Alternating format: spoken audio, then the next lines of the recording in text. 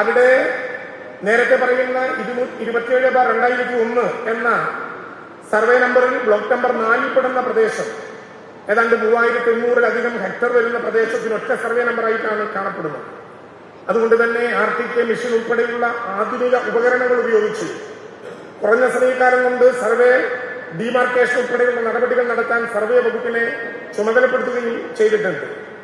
അനധികൃതമായിട്ടുള്ള നിർമ്മാണ പ്രവർത്തനങ്ങൾ നടന്ന സ്ഥലത്ത് വനഭൂമി എന്ന നിലയിൽ നാശനഷ്ടങ്ങൾ ഉണ്ടായിട്ടുണ്ടോ എന്ന് പരിശോധിക്കാൻ, പാരിസ്ഥിതിക പ്രാധാന്യം പ്രത്യേകമായി കണക്കിലാക്കിക്കൊണ്ട് പരിശോധിക്കാൻ വനം വകുപ്പിനോട് പ്രത്യേക നിർദ്ദേശവും രേഖാമൂലം ജില്ലാ കളക്ടർ നൽകിയിട്ടുണ്ട്.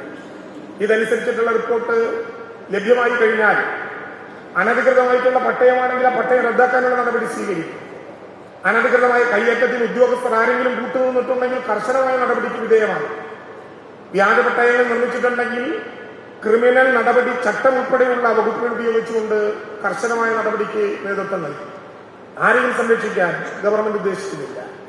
ഗവൺമെന്റ് അർത്ഥശങ്കയ്ക്കിടയില്ലാത്ത വിധം പ്രഖ്യാപിച്ചിട്ടുണ്ട്. കുടിയേറ്റത്തെയും കയ്യേറ്റത്തെയും ഒരുപോലെ കാണുന്ന ഗവൺമെന്റ് അല്ല ഈ ഗവൺമെന്റ്.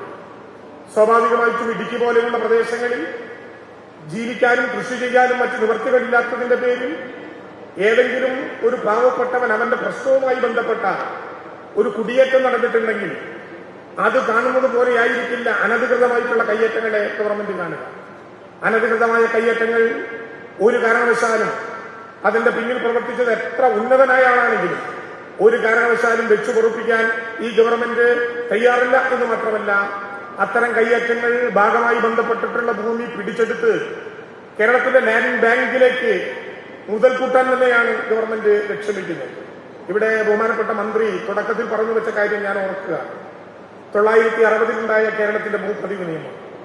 ആ ഭൂപതിവ് നിയമം ദീർഘമായിട്ടുള്ള 64 വർഷക്കാലമായി ഏതെങ്കിലും വിധത്തിൽ ഭേദഗതി ചെയ്തില്ലെന്ന് മാത്രമല്ല, ആ നിയമത്തെ ശാക്തീകരിക്കാൻ വേണ്ടിയിട്ടുള്ള 21ഓളം ചട്ടങ്ങൾ വിവിധ ഘട്ടങ്ങളിലായി പുറത്തിറക്കി. എന്നാൽ 1801/2010 എന്ന പേരിൽ ഒരു സംഘം ആളുകൾ കൊടുത്ത പൊതു താൽപര്യ ഹർജിയുടെ പേരിൽ ആദ്യം മൂന്നാറിലെ 8 വില്ലേജുകളിൽ, പിന്നെ ഇടുക്കി ജില്ലയിൽ ഘട്ടം ഘട്ടമായി കേരളത്തിലാകെ നിർമ്മാണ നിരോധനങ്ങൾ പുറപ്പെടുവിക്കും വിധം ആ കേസ് മുന്നോട്ട് പോയി. സുപ്രീം കോടതി വരെ ഗവൺമെന്റുകൾ കേസിന് പോയെങ്കിലും SLP ഉൾപ്പെടെ തള്ളിപ്പോയ അനുഭവം കേരളത്തിലുണ്ടായി. ആ ഘട്ടത്തിലാണ് ഈ ഗവൺമെന്റിന്റെ കാലത്ത് 1960-ലെ ഭൂപതിവ് നിയമം ഭേദഗതി ചെയ്യണം എന്ന കർശനമായ നിലപാട് കേരളത്തിലെ ഗവൺമെന്റ് എടുത്തത്. കഴിഞ്ഞ ഗവൺമെന്റിന്റെ കാലത്ത് അതുമായി ബന്ധപ്പെട്ട ആലോചന നടത്തി 269/2019 എന്നൊരു ഗവൺമെന്റ് ഉത്തരവ് പുറത്തിറക്കുകയും ചെയ്തു.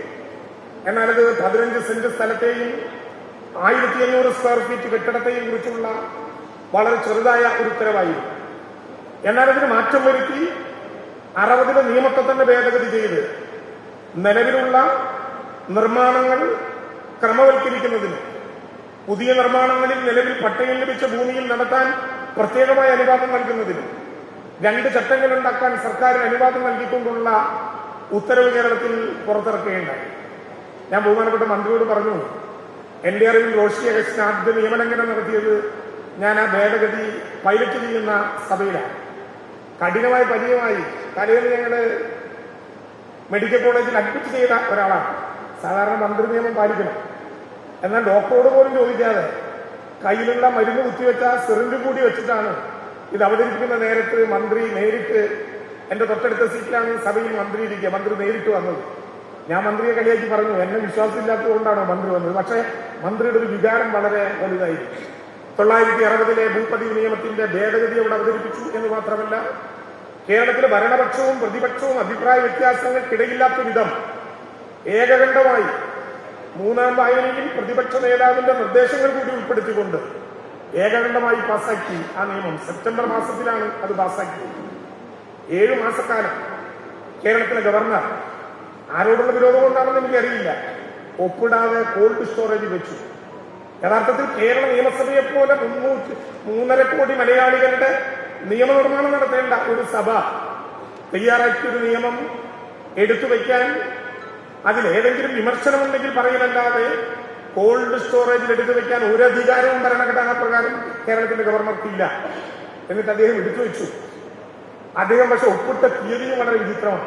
ഡീനും റോഷിയും ഒക്കെ ശ്രദ്ധിച്ചു കാണും. ഏപ്രിൽ 26 കേരളത്തിലെ അവസാനത്തെ ആൾ വോട്ട് ചെയ്തു എന്ന് ഉറപ്പിച്ചതിന് ശേഷം ഏപ്രിൽ 27 രാവിലെ പൊതു നിയമം നിലനിൽക്കുന്ന ഒരു ഘട്ടത്തിൽ ബഹുമാനപ്പെട്ട ഗവർണർ അത് ഒപ്പിട്ടു. അത്രയും സന്തോഷം. ആ നിയമം ചട്ടം തയ്യാറാക്കുന്നതിന് വേണ്ടി സർക്കാരിന്റെ മുമ്പിലാണ്. ചട്ടത്തിന്റെ തയ്യാറാക്കൽ നടപടിക്രമങ്ങൾ പ്രത്യേകമായ ഒരു ഘട്ടം പൂർത്തീകരിച്ചു. AG അക്കാര്യം കണ്ടു. നിയമവകുപ്പ് അക്കാര്യത്തിൽ അഭിപ്രായം കൂടി ലഭ്യമായി കഴിഞ്ഞാൽ ഇടക്കാലത്ത് ഒരു മാസക്കാലം നിങ്ങൾക്ക് എല്ലാവർക്കും അറിയാവുന്നതുപോലെ വയനാട് ദുരന്തവുമായി ബന്ധപ്പെട്ട് റവന്യൂ വകുപ്പ് ഉൾപ്പെടെയുള്ള വകുപ്പും മന്ത്രിയും ഉദ്യോഗസ്ഥന്മാരും എല്ലാം പൂർണ്ണമായിട്ട് അവിടെ ആയതുകൊണ്ട് ഒരു മാസക്കാലത്തെ ഒരു പ്രയാസമുണ്ടായി. അത് ഗവൺമെന്റിന്റെ മുമ്പിലേക്ക് താമസിയാതെ രംഗപ്രവേശം ചെയ്യും.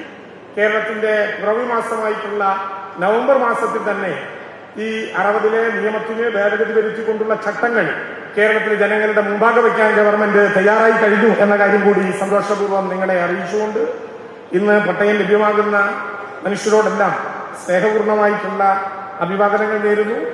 ഭൂമിയുടെ അവകാശികളായി കേരളത്തിലെ മനുഷ്യർ മാറുകയാണ്. 2021 മാർച്ച് 20 ശേഷം 1,80,877 പട്ടയങ്ങൾ വിതരണം ചെയ്തു എന്ന് പറഞ്ഞാൽ അതിന്റെ ഗൗരവം ഉണ്ടാകും എന്ന് എനിക്ക് തോന്നുന്നില്ല. പക്ഷേ കുറച്ചുകൂടി വിശദമായി പറഞ്ഞാൽ 2021 മാർച്ച് 20 ബഹുമാനപ്പെട്ട മുഖ്യമന്ത്രിയും ഞാനും റോഷിയും ഒക്കെ മുഖമൂടികൾ വെച്ച് കോവിഡ് കാലത്ത് സത്യപ്രതിജ്ഞ ചെയ്യുമ്പോൾ TV-യിൽ അത് കണ്ടിരിക്കുന്ന നേരത്ത് ആര് കേരളത്തിന്റെ മന്ത്രിയായാൽ എനിക്കൊന്ന് മെച്ചം തമ്പുരാനെ 6 അടി മണ്ണിന്റെ ഉടമയാകാൻ ജീവിതകാലത്ത് ഇതുവരെയും സാധ്യമായില്ലല്ലോ എന്ന് വിലപിക്കുകയും പ്രാർത്ഥിക്കുകയും ചെയ്ത 1,80,877 കുടുംബങ്ങൾ ഈ 2.5-3.5 വർഷക്കാലത്തിനിടയിൽ ഭൂമിയുടെ അവകാശികളായി എന്ന അഭിമാനത്തോടെ പറയാൻ കഴിയുന്ന ഈ ഘട്ടത്തിൽ അതിന് നേതൃത്വം നൽകിയ എല്ലാവരോടും സ്നേഹപൂർണ്ണമായിട്ടുള്ള അഭിവാദനങ്ങൾ നടന്നുകൊണ്ട് ഞാൻ എന്റെ വാക്കുകൾ അവസാനിപ്പിക്കുന്നു. നമസ്കാരം.